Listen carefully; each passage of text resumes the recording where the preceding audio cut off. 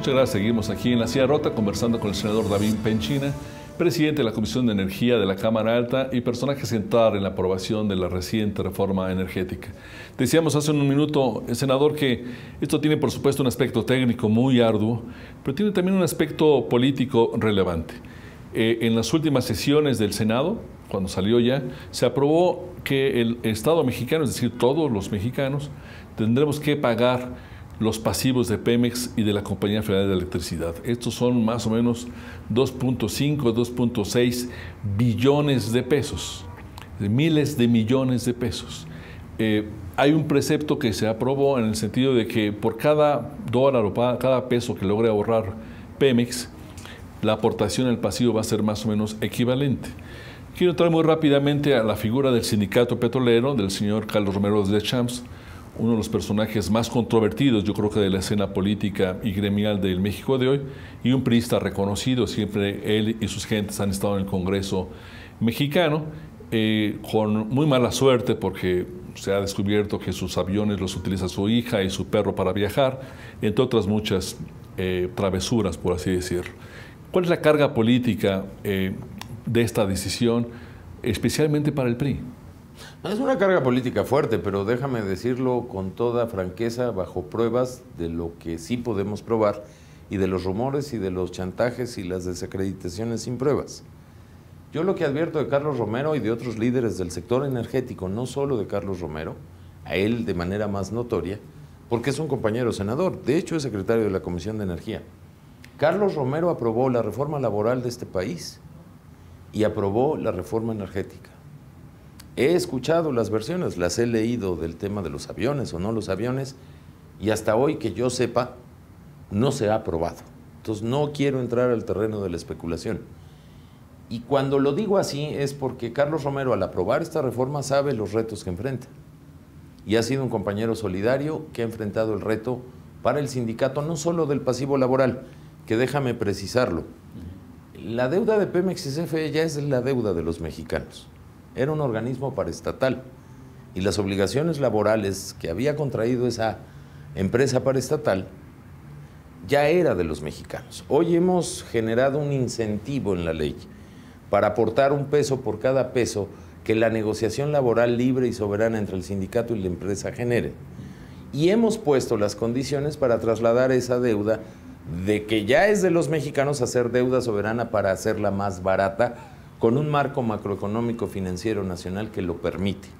Entonces no hay que espantarnos de que va a ser la deuda de los mexicanos, no, ya es la deuda de los mexicanos. Le estamos dando una salida y estamos poniendo un incentivo para que el contrato colectivo entre el sindicato y la empresa sea más productivo, porque Pemex ya no es lo que era. Hoy va a ser una empresa pública productiva cuyo objetivo central y mandato constitucional es generar valor.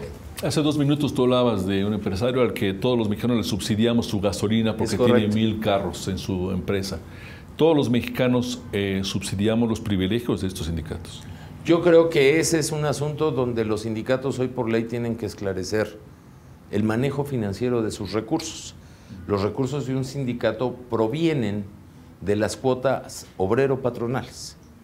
En el contrato colectivo de trabajo, la empresa le puede dar préstamos a los sindicatos, le puede dar prestaciones que establecen en una negociación laboral.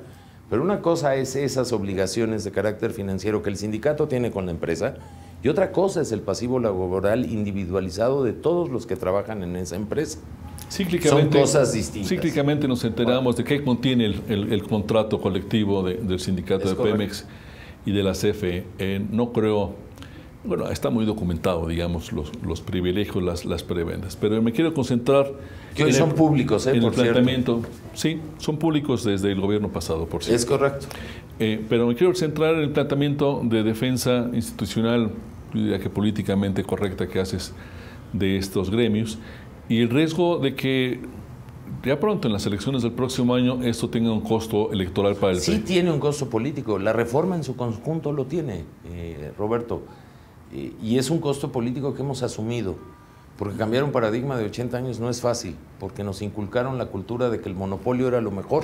Pero tu previsión porque venimos de una cultura de opacidades, de historias de corrupción. A ver, pero eso tendría que ser un estímulo para que la gente vote a favor del PRI, no en contra. Sí, hay que saberlo transmitir. La defensa del sindicato puede ser un poco más difícil de tratar. Es más difícil, y me parece que la defensa del sindicato le corresponde a los trabajadores. Me parece que más allá de la afiliación política de cada sindicato y su preferencia electoral, no hay ninguna norma que obligue a ningún trabajador a pertenecer a un partido político. Y creo que con las reformas del anterior sexenio, más las que hicimos al inicio de esta administración, por iniciativa de Felipe Calderón, de la reforma electoral que hicimos, hoy todos los mexicanos tenemos mucho mejores instrumentos para saber qué ocurre en la vida sindical. Pero en estricto derecho le corresponde a los trabajadores determinar la vida de su sindicato. Y en eso, al meter el sector energético a la competencia, implica el que los sindicatos se vuelvan mejores. Y yo por eso regreso a la premisa primera. Yo puedo decir que Carlos Romero se atrevió y tomó ese riesgo y votó a favor de la reforma. Sí, mi pregunta específica sería si tú prevés un voto de castigo para el PRI en las elecciones del próximo año. El PAN acompañó este proceso. Y hay una pregunta ampliada. En el 2008, con una reforma minúscula comparada con lo que ocurrió hoy, la izquierda paralizó los trabajos del Congreso. La izquierda tomó la tribuna, la izquierda desquició la ciudad. Ahora la izquierda, desde mi punto de vista, acompañó pasivamente, con discursos, con denuedos, digamos, pero acompañó en una especie como de consenso no explícito esta reforma. De tal suerte que el voto podría ser en contra de cualquiera. ¿Cuál es tu percepción? La primera percepción es que nosotros le apostamos a que le vaya bien a México. Que tengamos la capacidad de transmitir el porqué de los cambios y cuál es nuestro objetivo, que es que este país pueda ser mejor. Si eso se refleja electoralmente, estaremos muy contentos. Esa es nuestra tarea como políticos de la pertenencia a un partido y de quienes nos acompañaron en la construcción de estos acuerdos. Y segundo, creo que estamos ante la inauguración de las 10, 15 reformas más trascendentes de los últimos 25 años que este Congreso se atrevió a hacer, no solo la energética. La energética como la tarea más destacada de que era imposible lograrlo. Y yo reconozco de la izquierda, pese a lo diferente que pensamos y pese a una estrategia más de carácter ideológico electoral en la apuesta energética de ellos, a que lo hicimos en la vida institucional del Parlamento, que tardamos en hacerlo 80 años, una democracia representativa, eficiente y eficaz. ¿Tú consideras que la izquierda de alguna manera acompañó también la aprobación? Yo creo que la acompaña con su presencia, con su debate. Yo no soy quien para calificar de su debate, eso que lo juzgue la gente, y creo que se comportó a la altura de nuestra democracia. Reconozco en ellos que prácticamente fue de manera muy civilizada, que las manifestaciones y el chantaje de reventar las cosas fueron menores y que estamos ante la inauguración de una nueva etapa del Congreso. Te pido una respuesta rápida porque vamos al siguiente bloque, pero tú eres un priista hoy muy vistoso, siempre has tenido una trayectoria política importante, has tenido distintos cargos, eres un hidalguense que se te ubica como aspirante a relevar en la gobernatura a la actual administración. Dicen que el político mientras respira, aspira. ¿Tú tienes alguna preocupación de un voto de castigo personal en tu cuota política? Yo tengo la única preocupación, Roberto, de que el modelo se aplique correctamente, de que la enseñanza de otros modelos donde fracasamos no sea el caso del sector energético. Aspiro que esta generación sea mejor que la generación de Cárdenas, que le dio muchas cosas a este país. Creo que lo podemos hacer mejor. Y creo que su consecuencia política en el tiempo vendrá. Yo he ganado y he perdido. He estado en el gobierno y he sido oposición y he regresado al gobierno.